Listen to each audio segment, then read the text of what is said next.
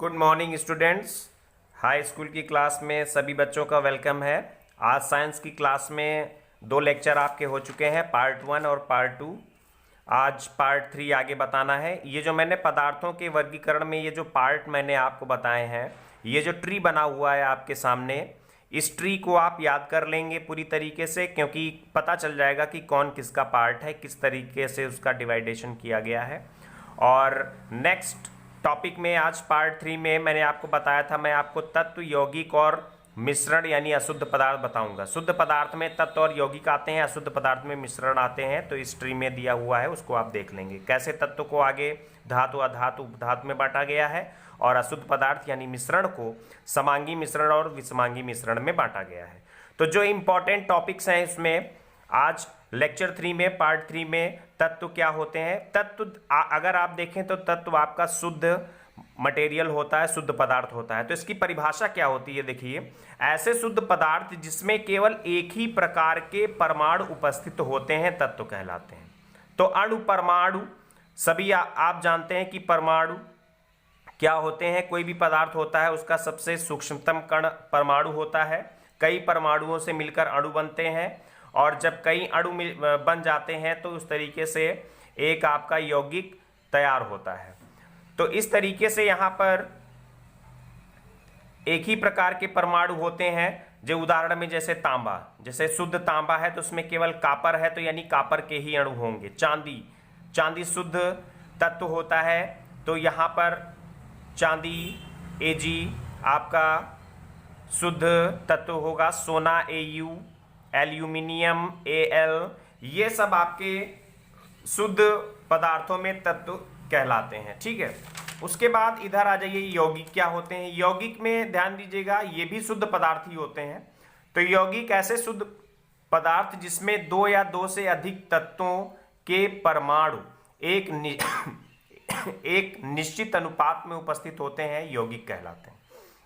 तो यौगिक ऐसे शुद्ध पदार्थ, परिभाषा देखिए, जिसमें 2 या 2 से अधिक तत्वों के परमाणु एक निश्चित अनुपात में उपस्थित होते हैं, यौगिक कहलाते हैं। मतलब तत्व में क्या होते हैं, एक प्रकार के परमाणु होते हैं।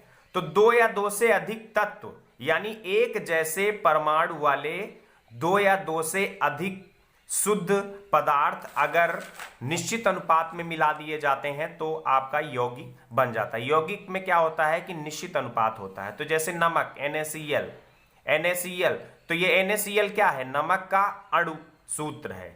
तो यानी जब कई तत्वों को मिलाकर जो फॉर्मेट आता है, जो फॉर्म निकल के सामने आता है, इसमें कितने सोडियम है, कितने क्लोरीन है, और उसी तरीके से जल H2O होता है, 2 हाइड्रोजन है, 1 ऑक्सीजन है। तो ये अणु होते हैं। जैसे इसमें हाइड्रोजन के 2 अणु हैं और ऑक्सीजन का 1 अणु है, तो मतलब ये दोनों मिलकर जल का एक निश्चित अनुपात, हाइड्रोजन और ऑक्सीजन का अनुपात निश्चित है। जैसे यहाँ पर NaCl देखा जाए तो 1:1 है, क्योंकि 1 सोडियम है और 1 क्लोरीन है, तो 1:1, ये निश्चित अनुपात है। उसके बाद जल H2O यानी 2:1 का अनुपात है हाइड्रोजन और ऑक्सीजन का। मेथेन में देखा जाए तो 1:4 का अनुपात है। CH4 यानी कार्बन 1 है और हाइड्रोजन 4 है। शुष्क चूना CaO 1:1 यानी कार्बन 1 है और ऑक्सीजन 1 है। बुझा हुआ चूना CaOH का होल ट्वाइस। तो यहां पर देखिए कार्बन और ऑक्सीजन O2 है और हाइड्रोजन, तो 1:2:2। तो 3, इसमें 3 परमाणु है ना, तो इसलिए 1:2:2। तो ये भी एक निश्चित अनुपात ही हुआ। तो इस तरीके से ये आपके यौगिक कहलाते हैं। परिभाषाओं को बहुत ध्यान से आप देखेंगे।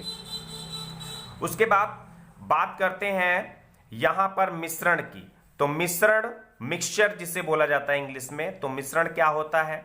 मिश्रण ये अशुद्ध पदार्थ होते हैं, क्योंकि यहां पर अगर आप देखें तो मिश्रण आपका अशुद्ध पदार्थ ही था। तो परिभाषा में वही शब्द आप यूज करेंगे, ऐसे अशुद्ध पदार्थ जिसमें 2 या 2 से अधिक तत्वों या यौगिकों का अनिश्चित अनुपात पाया जाता है, मिश्रण कहलाते हैं। तो मिश्रण में ध्यान रखिएगा, चाहे कई तत्वों को आपस में मिला दिया जाए, जैसे चांदी और सोना, एल्युमिनियम को आपस में मिला दिया जाए, किसी भी अनुपात में, कोई अनुपात निश्चित ना हो, यानी उसकी मात्रा निश्चित ना हो, कैसे भी उठा के आपस में मिला दिया जाए।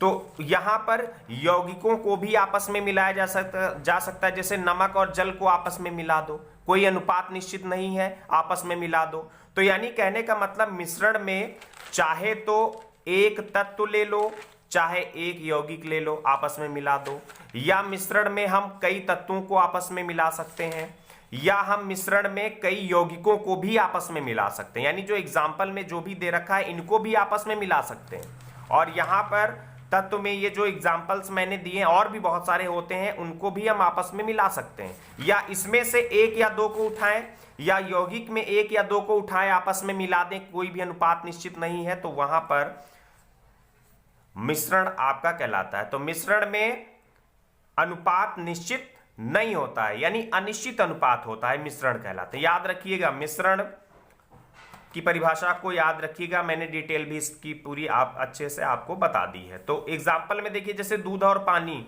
दूध में पानी की मात्रा किसी भी तरीके से उठा के एक जग दूध में और एक ग्लास पानी डाल दो, तो कोई मात्रा निश्चित नहीं है, तो वो मिक्सअप हो जाएगा, तो वो अनुपात निश्चित नहीं है। तो बालू और जल, बालू में पानी को मिला दो, और चीनी और जल में, चीनी और जल में मिला दो, थोड़ी सी चीनी में ड्रम भर पानी में मिला दो, तो नमक और जल, नमक में जल को मिला दो, तो ये सब आपके मिश्रण कहलाते हैं। अब आगे के टॉपिक में मैं आपको धातु, अधातु, उपधातु बताऊंगा, जो कि तत्वों के भाग हैं। धातु, अधातु और उपधातु को बहुत अच्छे से देखेंगे। फिर उसके बाद पूरी डिटेल इसकी बताई जाएगी। फिर बताएंगे समांगी और विषमांगी मिश्रण, यानी जो अशुद्ध पदार्थ होते हैं, समांगी और विषमांगी मिश्रण क्या होते हैं। केमिस्ट्री में जो आपके आवर्त सारणी होती है, मेंडेलीव की आवर्त सारणी, फिर उसके बाद मेंडेलीव की संशोधित आवर्त सारणी, जिसे मोजले ने बनाई है, क्लास 9th में थोड़ा बहुत आपको बताया गया होगा। तो आवर्त सारणी में जो भी रखे जाते हैं वो तत्व होते हैं। तत्व का मतलब उसमें अपने ही परमाणु पाए जाते हैं। अगर कार्बन है तो कार्बन के ही परमाणु होंगे, यानी उसमें किसी अन्य तत्वों के परमाणु उपस्थित नहीं होते हैं। तो जितने भी आवर्त सारणी में बॉक्स में, चाहे वो वर्ग या आवर्त बोला जाता है, वर्ग या आवर्त में जो भी बॉक्स में रखे गए हैं, ये सभी तत्व कहलाते हैं, मतलब एक जैसे परमाणु पाए जाते हैं। तो ये डिटेल पूरी आप आगे पार्ट 3 में जिस तरीके से मैंने आपको लिखाया, इंपॉर्टेंट टॉपिक में स्टार बना के आप लिख सकते हैं, क्योंकि और डबल लाइन खींच देंगे तो जिससे ये पता चलेगा कि ये इंपॉर्टेंट टॉपिक्स हैं। तो इंपॉर्टेंट टॉपिक्स यानी हेडिंग में स्टार बना के, नंबरिंग न डाल के स्टार बना देंगे। इसके अंदर अगर कोई पॉइंट आता है तो उसमें हम 1 2 3 4 डाल लेंगे। तो इस तरीके से आप इंपॉर्टेंट टॉपिक ये जितने भी हैं स्टार बना के मैंने लिखा दिया। तो यहां तक पार्ट 3 तक आपको लिखना है फिलहाल के लिए। आगे मैं जब एक्सप्लेन करूंगा, इसको समझाऊंगा, तो उसके बाद फिर आप फेयर पे लिखिएगा। तो आज के लिए साइंस में इतना ही काम है, इतना आप कंप्लीट करके और व्हाट्सएप ग्रुप पे फोटो डाल देंगे। ओके, यहाँ तक। पार्ट 4 कल बताएंगे। Thank you.